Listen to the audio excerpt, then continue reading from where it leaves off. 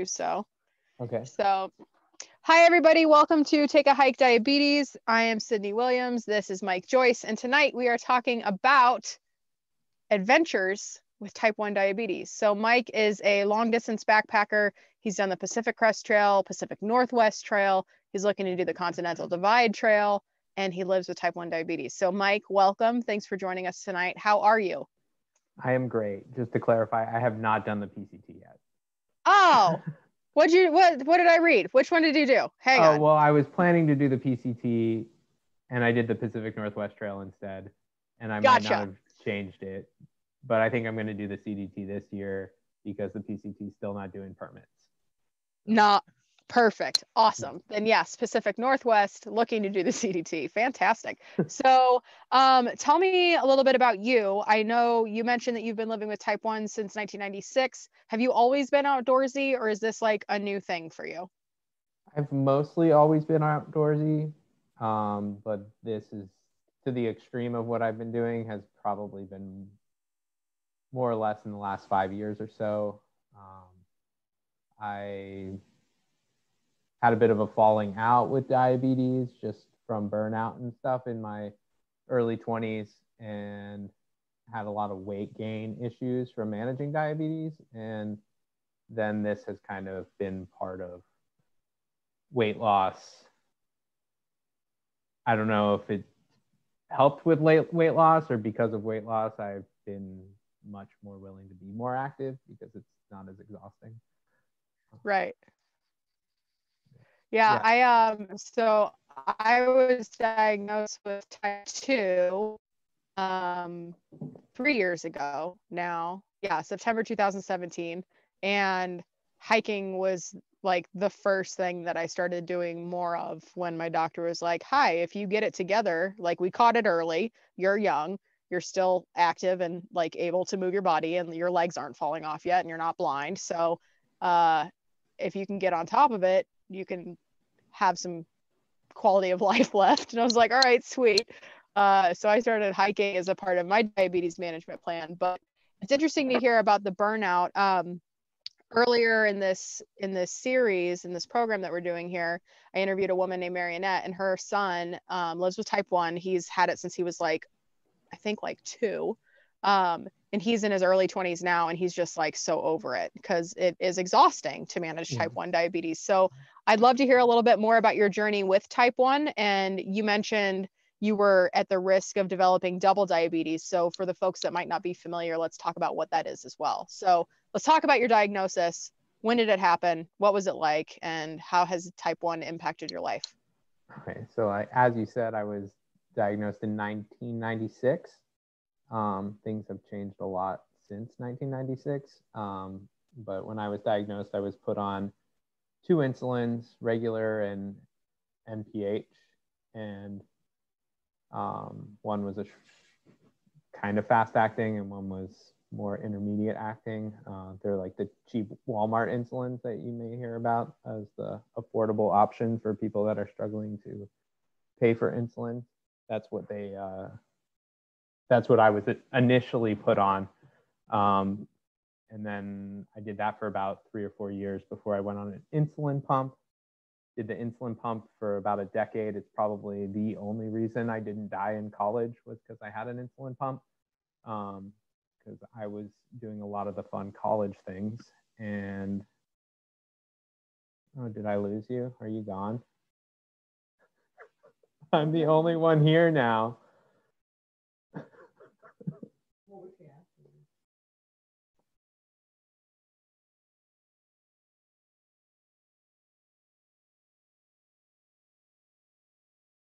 I don't know what happened.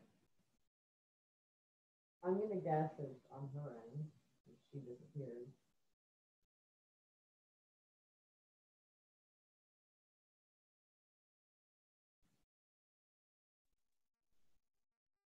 Hello?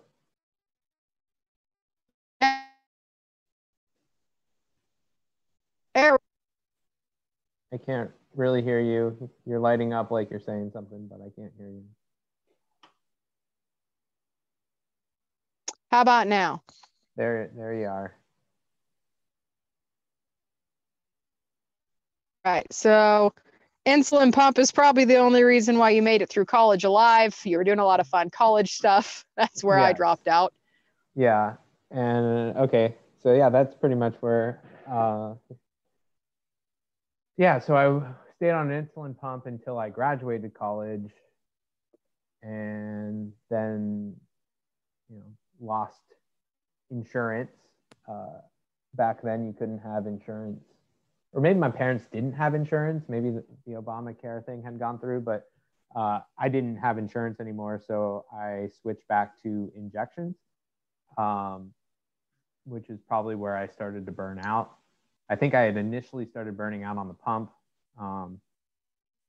like in college, just because I was trying to be more active, and I had issues with adhesive, and just the pump was just not working for me. It wasn't staying in, and I wasn't consistently getting insulin that I needed.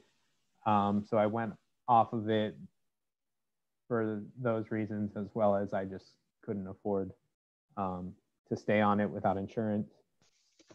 And I mean, I guess I guess I was always active with diabetes. Like, I grew up playing soccer, and I worked at a diabetes camp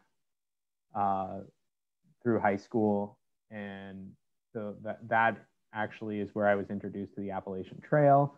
That was in New Jersey, within like a half an hour from where the Appalachian Trail was. And then in college, I took a class about the Appalachian Trail. It was like my writing class for my senior year of college, and we had to do like a 4-day hike on the Appalachian Trail, and that was like the first time I did a multiple day hike. That was the first time I'd done a multiple day hike, period. And then like not having any supervision from like a camp setting. There's doctors and nurses around to try to manage diabetes with that. And that was where I was first like, maybe I could do this like for real. And it took about 10 years of planning and saving and figuring out how to do it before I ever actually did it, but like the full thing. But that's pretty much where it went on the back burner for something that I wanted to do. And I wanted to do it as safely as possible with diabetes, without having to like constantly think about diabetes, because I wanted to hike. Like didn't want to. Right. Like, I didn't want diabetes to be the center of me hiking, which it's always there, but it doesn't need to always be front and center. Right. So when you were able to go and do your first big backpacking trip, was that the case? Was it able to be a hiking experience first and a diabetes management second or third or fourth or fifth, or how did that end up feeling for you? I don't know. I was on a pump still. So I remember my battery died on my pump. And like, I luckily thought, I should probably pick up batteries like at a convenience store on the way there. So like, I luckily had batteries, because that would have turned into a real disaster. I don't think it was like front and center thought. But a lot's changed with diabetes management since then. And like, now that I have a CGM, the glucose monitor that's giving me readings all the time, it kind of forces it to be front and center. Like, I pull my phone out and I see what my blood sugar is, which is great, but it's also like, that can lead to burnout too. Yeah. Especially if it's all over the place. The frustration of not having control over it. But at the same time, it also made it safer for me.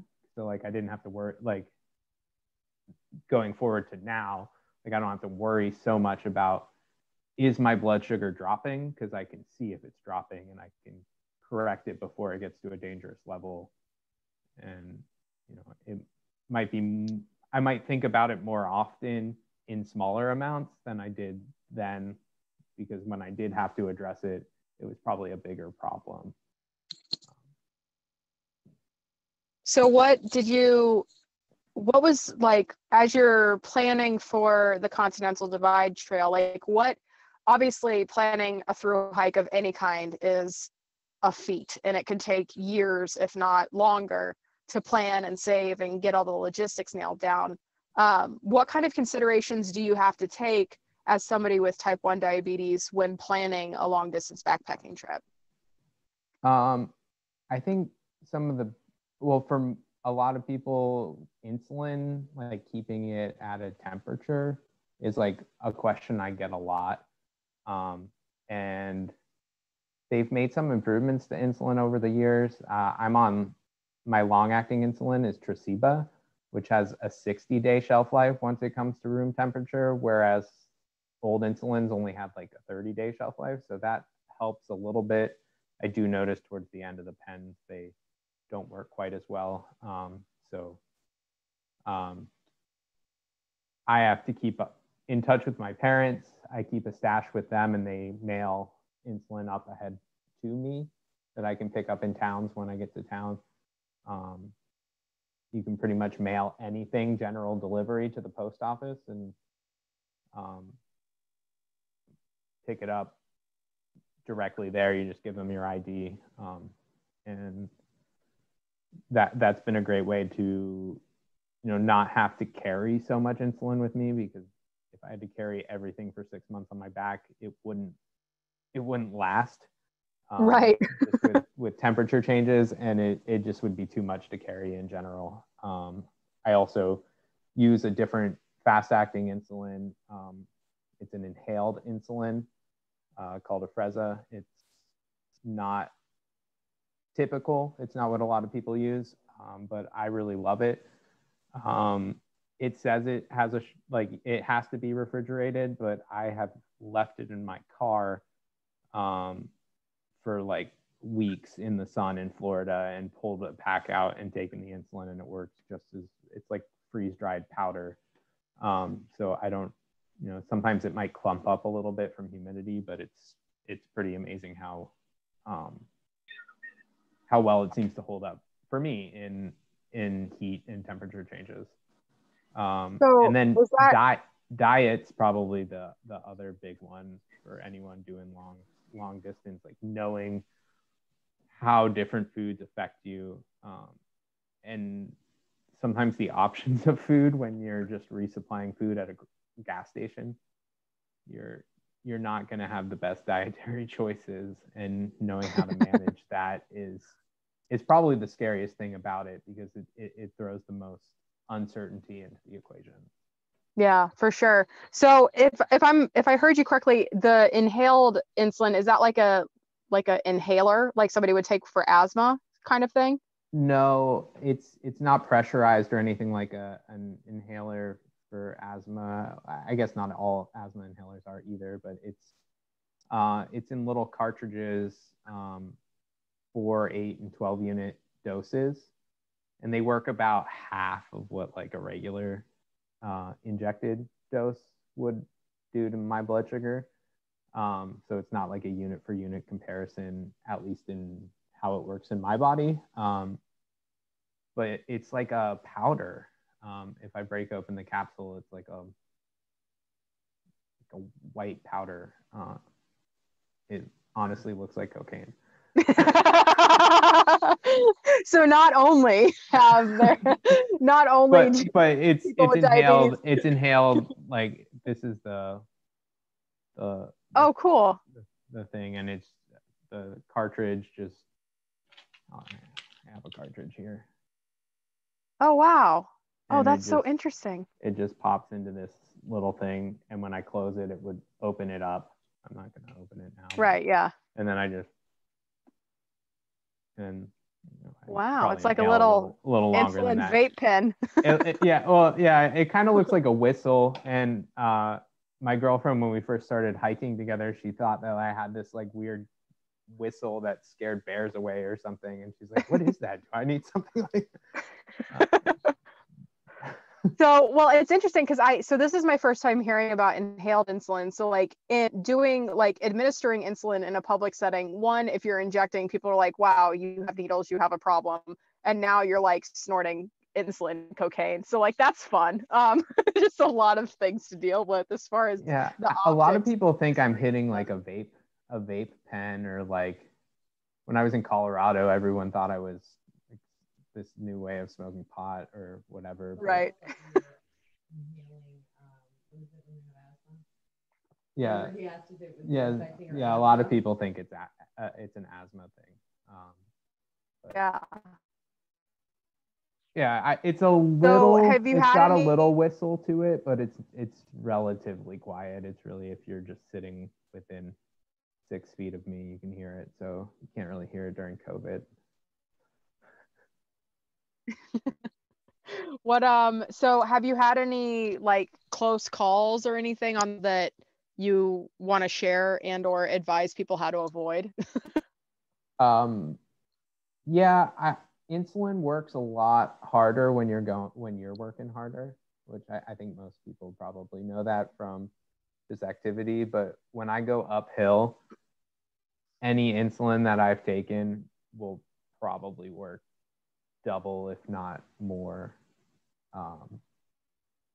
So like I have to be aware of like when the last time I took insulin is. The insulin I use is pretty much out of my system within 2 hours instead of 4 or 5 of injected. So that helps me a lot. Know like that the insulin's going to stop working at some point, instead of being like, wow, I don't know when this insulin's going to stop working. So that's one of the main reasons I use this insulin. It starts working really fast and it's done working really fast. But I think most of the problems I've had a few while hiking, but most of them happen like when I go into town and I'm like, I'm super hungry and I'm going to eat ice cream and I'm just going to eat all this stuff because I've been not eating enough while I'm hiking for 5 days straight, because I can only carry so much food. So like it's really, the more consistent consistent I am with anything that I do, whether I'm consistently sitting on the couch and doing nothing or consistently hiking every day, I can predict what's going to happen. But as soon as I throw a curveball and something changes drastically, then that's when a problem might arise. And so sometimes it's like when I go into town and I eat cheeseburgers instead of ramen noodles, like it's a big difference for me as to like how long it's going to affect my blood sugar. And then like insulin might not work as hard because I'm not working as hard. So then I need to, adjust. So I think most of my problems have happened when I change from being on trail to off trail. So if I take like 2 days off or even a day off and get a hotel room to clean up, take a shower, resupply food, that's usually when something bad's going to happen, because my whole life has just changed from walking constantly to not. Right. Yeah. So diabetes aside, it sounds like there's a lot of extra considerations that you have to take as somebody who enjoys doing long distance adventures with diabetes. But since diabetes should not hopefully be front and center all the time, what is like your favorite story? Like if we were actually gathered around a campfire, we were through hiking, we just got done with a baller day on the trail, like what's one of your favorite stories from some of your adventures that you've had? We were I hiked the Appalachian Trail southbound, and so I was probably, I don't know, 200 or 300 miles into the hike, and I was listening to an audiobook, like totally just zoned out. It was really flat part of the trail, and I walked right past a moose. And I had no idea that I walked right past a moose. It was probably like 5 feet away from me, just off trail. And Jess was behind me, like out of sight. And I just hear her scream and like call for me. And then I see her running around the corner, like just sprinting. And it looked like Jumanji was going to be like behind her. and it wasn't. Like the moose totally probably didn't even respond to her, or they moved so slow but this moose scared the crap out of her, and she screamed, which scared me. And like I could have walked right into the moose because I was so just zoned out that like it's amazing how like much how like focused you can just get on, like tunnel visioned on trail, that you don't even notice what's happening like just in the woods right next to you. That was pretty fun. Oh, and then on this last hike, wild animals are rare. Like I don't see them. I make too much noise moving around, talking to people, like, which is a good thing. Like I don't really want to run into wild animals and be scared by them, or have them be scared by me, and then problems happen. But this last hike the Pacific Northwest Trail goes from the Continental Divide in Montana all the way to the Olympic coast. And there's like 60 miles of beach walking to end the trail. And it's not a nice walk on the beach. It's like rocks and like sand that's not packed down, a rocky sand that's not packed down, seaweed that's like halfway up your calves, that's just got flies flying. It's nasty. It's not a walk on the beach like I have down here in Florida. And we had to like wait out tides because the water would be too high to get across. And so we started really early. It was still dark when we started because we had to get over this rocky bank before the tide came back up. And there were 3 of us hiking together, and I went low because the boulders were kind of high. I didn't feel like climbing up and over them, so I went down, and the tide was real low. And my friend Click was up high, and he almost drops down onto something that's growling. It's dark, so I can't really see it. Its eyes reflected at me. And if he came down on it, it was going to come towards me and Jess. And so we're like, Click, stop. We're going to come up to you. And so we had to like backtrack and go all around. And it was just at dawn. So like the light was just starting. It was a sea otter. And she was like, and the ocean was like so far away because it was low tide. And so like, I don't know if she got too far up or if she was nesting near there, but this guttural sound that was coming out of her was like, in the dark, the scariest thing I've ever heard. And also the funniest thing that ever happened, because like our friend didn't even see it or know, and almost like dropped off his boulder onto it. It was pretty great. Wow. And you're like, and that was a sea otter. And that was a sea otter. I think that was our last day on the trail too. So yeah, that was probably one of the hardest days of hiking, between the rocky beach and we were racing. Then the second high tide, we barely made it around this rocky cove.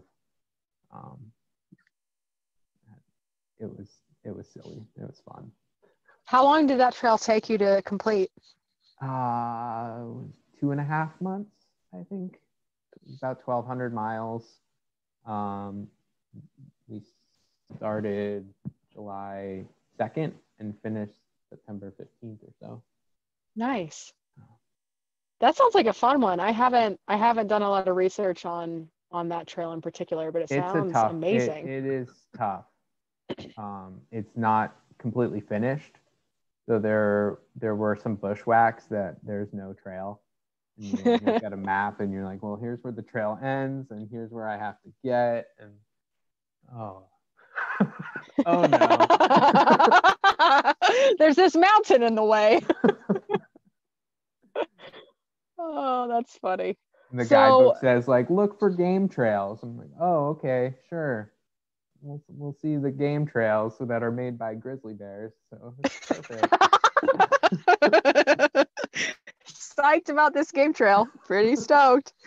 So, did you have plans to do a big through hike this year that got derailed by COVID, or is 2021 just been your year to plan to do the CDT? We had planned to do the PNT, the Pacific Northwest Trail, for 2020.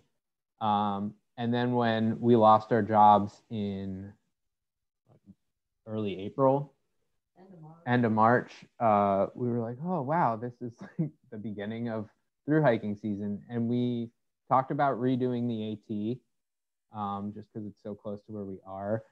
And we actually went up to do a short backpacking trip on the AT for Jess's birthday. And they closed, they put signs up while we were out there closing the trail. So we had to like race back to my car to make sure it wouldn't get towed.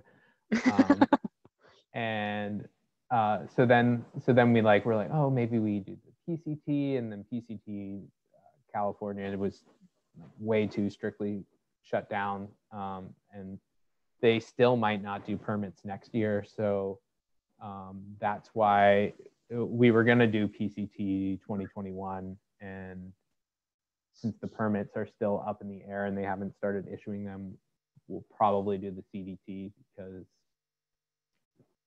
the hike we just did went on, well, we were on the CDT and the PCT. It crossed both of them, but the CDT, we saw more CDT hikers in Glacier than we saw PCT hikers. So it seemed like it was more welcomed to be hiking the CDT than the PCT. Yeah.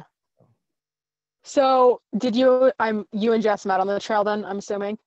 No, we met through mutual friends here in Florida, and then we both liked hiking, and so we did some shakedown hikes together.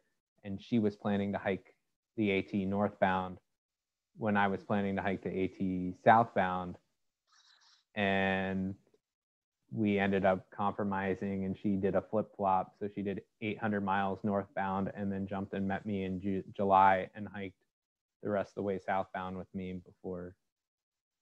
And then I finished by myself the last 800 miles. The first That's so cool.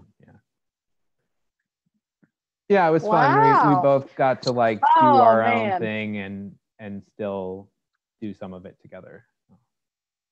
That's really cool. Are there considerations that, like, does Jess live with any kind of diabetes, or have you like had to brief her on like what to keep an eye out for? Like, how does that impact how you guys hike together? And I'm assuming obviously you guys spend a lot of time together. I'm assuming you live together as well.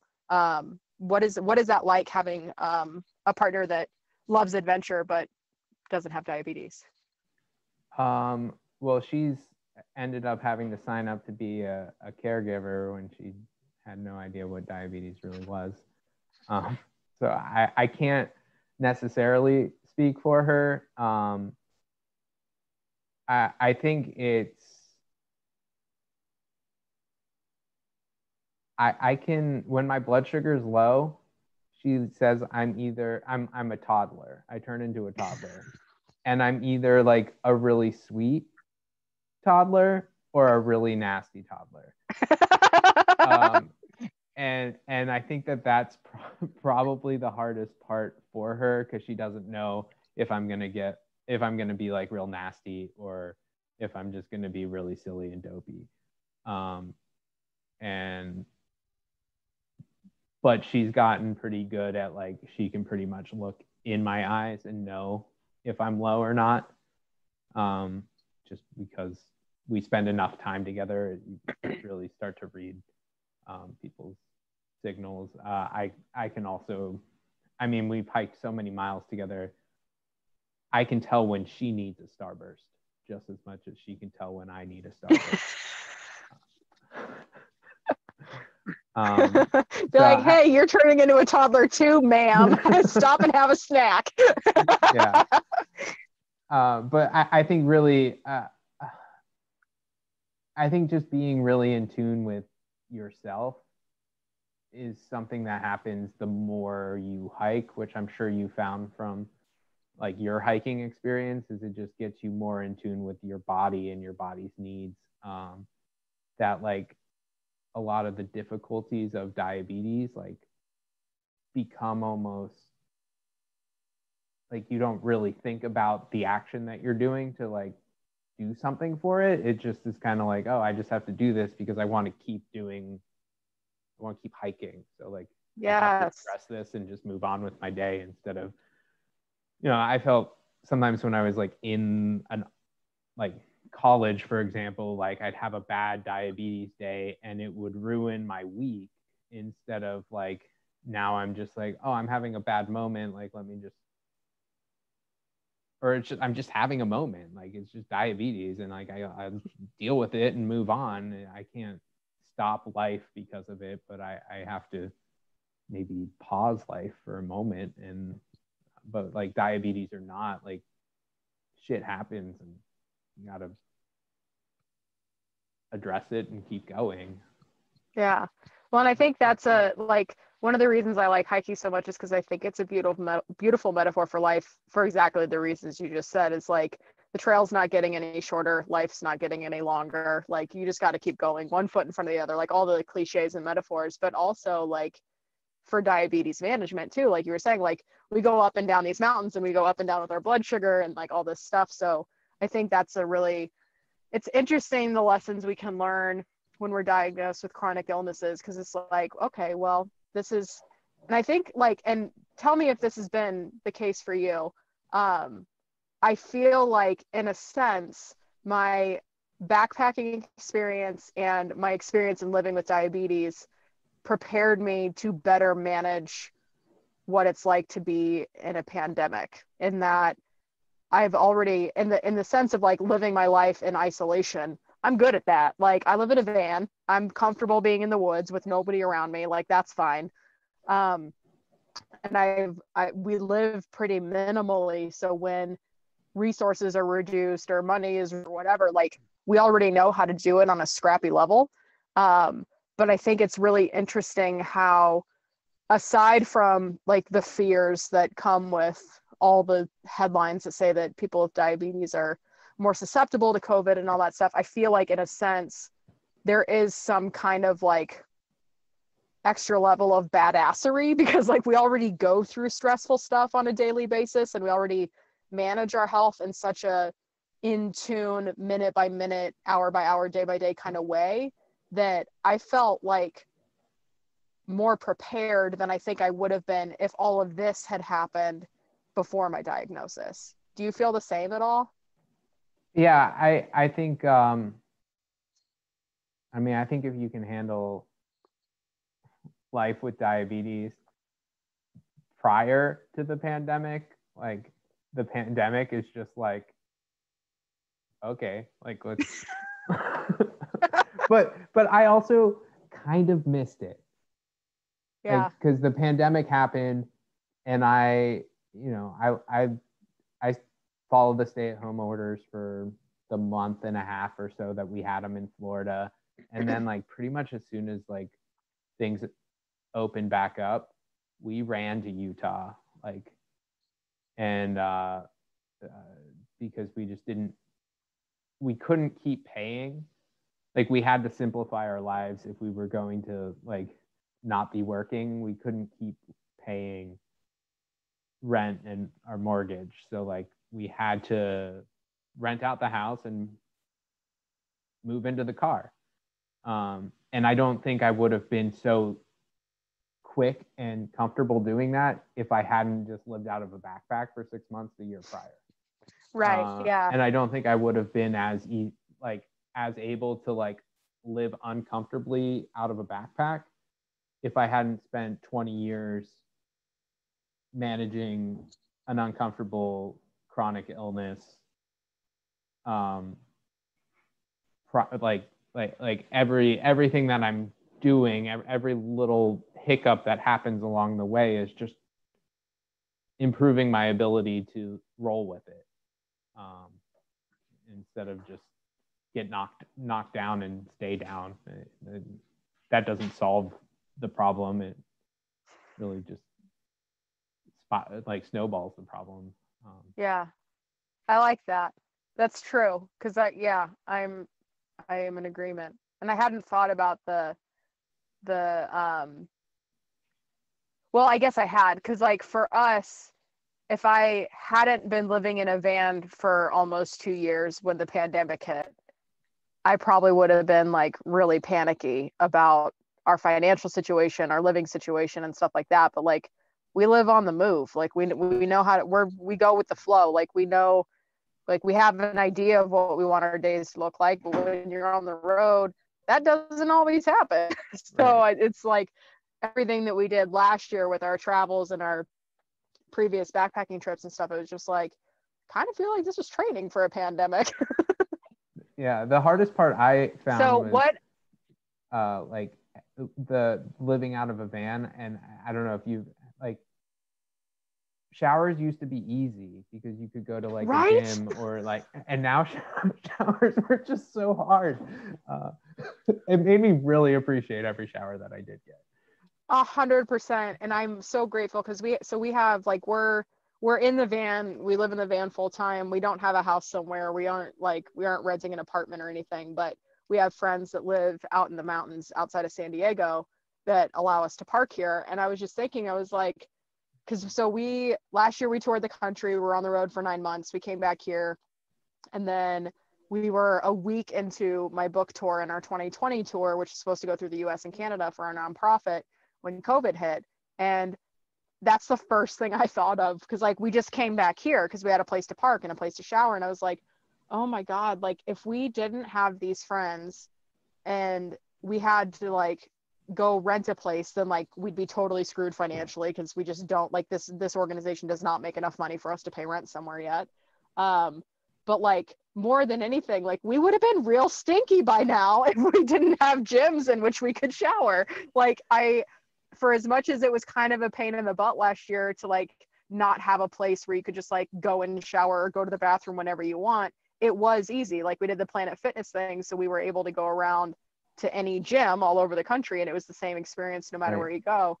But yeah, man, I'm so thankful for our friends that let us park here, because like if we didn't have this, we would be real ripe by now. So what, talk to me a little bit about, so when do you plan on starting the Continental Divide, and what are you most looking forward to about this trail? I think April 15th is kind of our planned start date. And most excited part, well, it's also the Colorado Trail. The Colorado Trail and the CDT are the same thing, and I've always wanted to do the Colorado Trail. This summer I did like 5 or 6 14ers while I was in Colorado, and some of those get pretty close to the Colorado Trail too. So I'm pretty excited for Colorado. And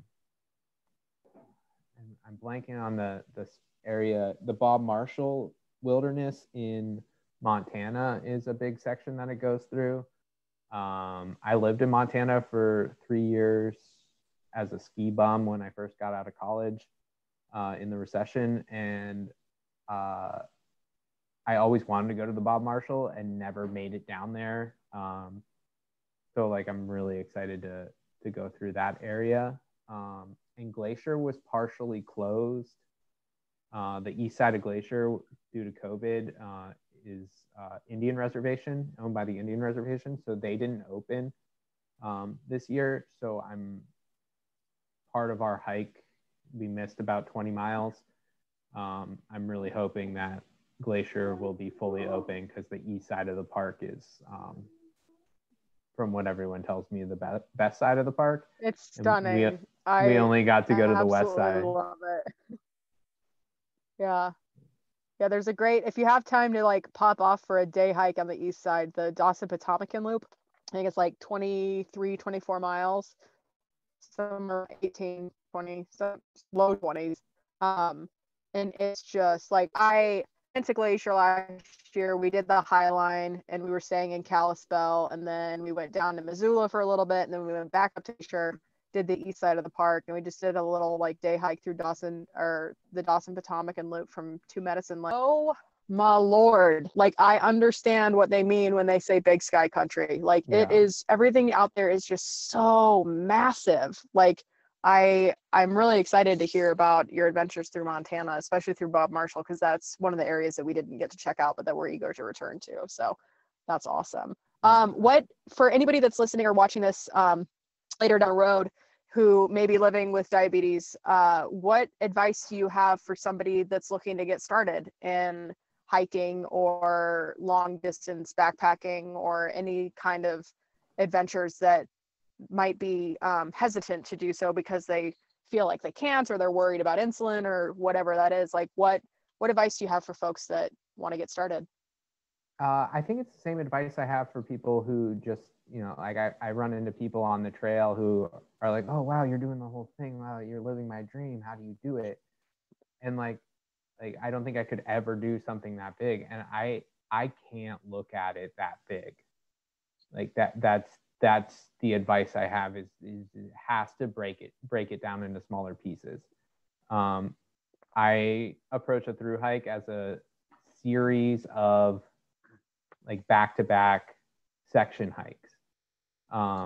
And so like if you want to get started, do an overnight, just one night, hike out somewhere, camp, and walk back to your car.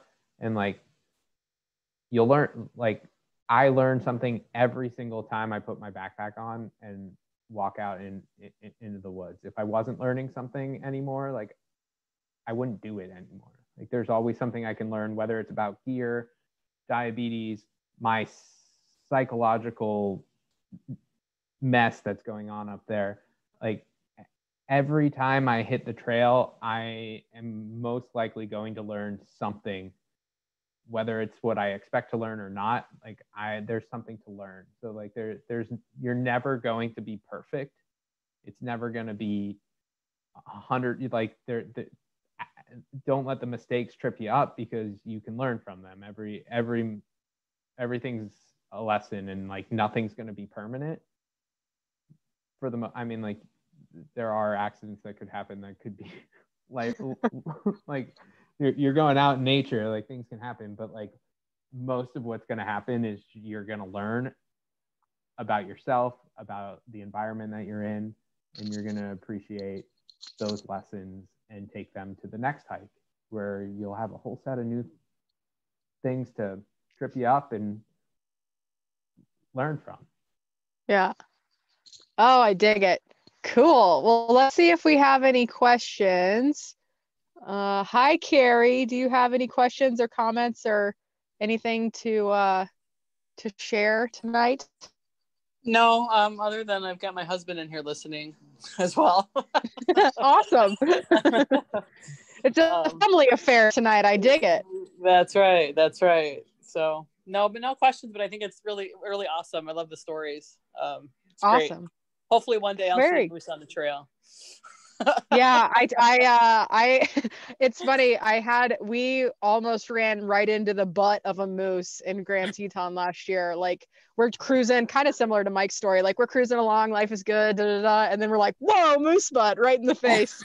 Like it just came around the corner, and that's the thing, is like they're big though. I mean, those animals are like dinosaur big. They're massive animals. So they're best seen from a distance. I will say that.